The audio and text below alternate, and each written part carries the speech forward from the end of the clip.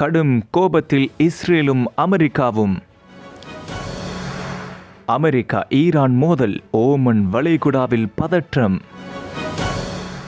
அமெரிக்க நேச நாடுடன் நெருக்கமாகும் சீனா, ஆபத்தான ஆயுதங்கள் வழங்க முடிவு, ட்ரம்பிற்கு நெருக்கடி. தீவிரமடையும் தாய்லாந்து விவகாரம், பயண எச்சரிக்கை விடுத்த இந்திய தூதரகம். மூன்றாம் உலகப் போரை தூண்டும் பிரித்தானியா, ரஷ்யா கடும் தாக்குதல். செப்டம்பர் மாதம் நடக்கும் ஐநா கூட்டத்தில் பாலஸ்தீன அரசை முறையாக அங்கீகரிக்க பிரெஞ்சு ஜனாதிபதி இமானுவேல் மேக்ரானின் முடிவை அமெரிக்காவும் இஸ்ரேலும் கடுமையாக கண்டித்துள்ளன. பிரான்சின் இந்த முடிவானது அக்டோபர் 7 தாக்குதலில் பாதிக்கப்பட்ட மக்களை அவமானப்படுத்தும் செயல் என அமெரிக்க வெளிவிவகார செயலாளர் மார்க்கோ ரூபியோ குறிப்பிட்டுள்ளார். பாலஸ்தீனத்தை நாடாக அங்கீகரிப்பது பயங்கரவாதத்துக்கு துணை போகும் செயல் என்றும், இஸ்ரேலுக்கு இருத்தலியல் அச்சுறுத்தலை ஏற்படுத்தும் நடவடிக்கை இதுவென்றும் இஸ்ரேலிய பிரதமர் பெஞ்சமின் நெத்தன்யாகு விமர்சித்துள்ளார். ஐரோப்பாவின் மிகவும் பலம் பொருந்திய நாடுகளில் ஒன்றான பிரான்ஸ், பாலஸ்தீன அரசை தற்போது அங்கீகரிக்கும் அல்லது அங்கீகரிக்க திட்டமிடும் 142 நாடுகளில் ஒன்றாகும். காசாவில் உள்ள 2 மில்லியனுக்கும் அதிகமான பாலஸ்தீனிய மக்களின் நிலை மோசமடைந்து வருவது குறித்து சர்வதேச கவலைகள் எழுந்துள்ள நிலையிலேயே பிரான்ஸ் தரப்பில் இந்த நடவடிக்கை எடுக்கப்பட்டுள்ளது.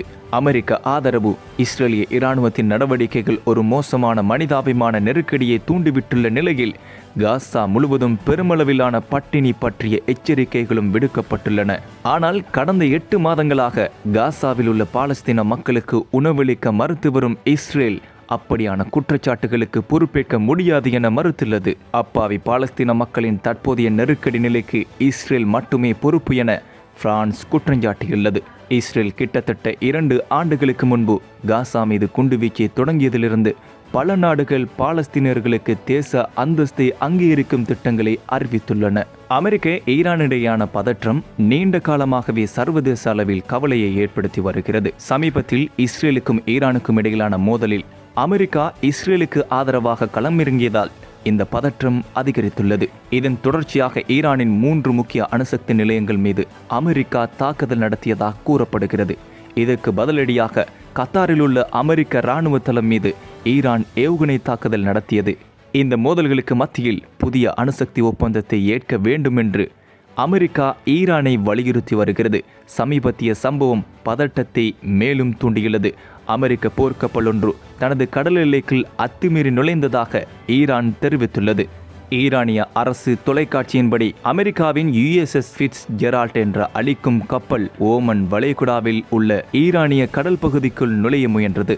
இதற்கு பதிலடியாக ஒரு ஈரானிய இராணுவ ஹெலிகாப்டர் அமெரிக்க போர்க்கப்பலை வழிமறிக்க அனுப்பப்பட்டது. அந்த ஹெலிகாப்டர் அமெரிக்க போர்க்கப்பலின் மீது நேரடியாக பறந்தது. ஈரானின் கூற்றுப்படி அமெரிக்க கப்பல் ஈரானிய கடல் எல்லையை விட்டு வெளியேறுமாறு எச்சரிக்கப்பட்டது. நீண்ட காலமாக அமெரிக்காவின் வலுவான நேச நாடாக கருதப்படும் சவுதி அரேபியா சமீபத்திய ஆண்டுகளில் அது சீனாவுடன் வலுவான உறவுகளை உருவாக்குவது போல் தெரிகிறது.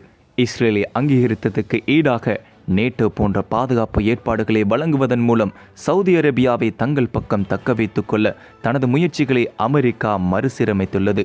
இராணுவ ஒத்துழைப்பை வழங்குவதன் மூலம் எண்ணெய் வளம் மிகுந்த சவுதி அரேபியாவுடனான தனது உறவை சீனா மேம்படுத்தியுள்ளது.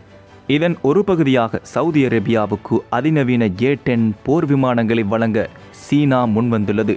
ஆபரேஷன் சிந்து நடவடிக்கையின் போது இந்தியாவின் ராஃபேல் விமானத்தை சுட்டு வீழ்த்த பயன்படுத்தப்பட்டதாக பாகிஸ்தான் கூறி வரும் அதே விமானம் ராஃபேல் போர் விமானம் வீழ்த்தப்பட்டதாக கூறப்படும் சம்பவத்தை சீனா, துருக்கி மற்றும் அமெரிக்கா ஆகிய நாடுகள் தங்களுக்கு சாதகமாக பயன்படுத்தி கொண்டுள்ளன.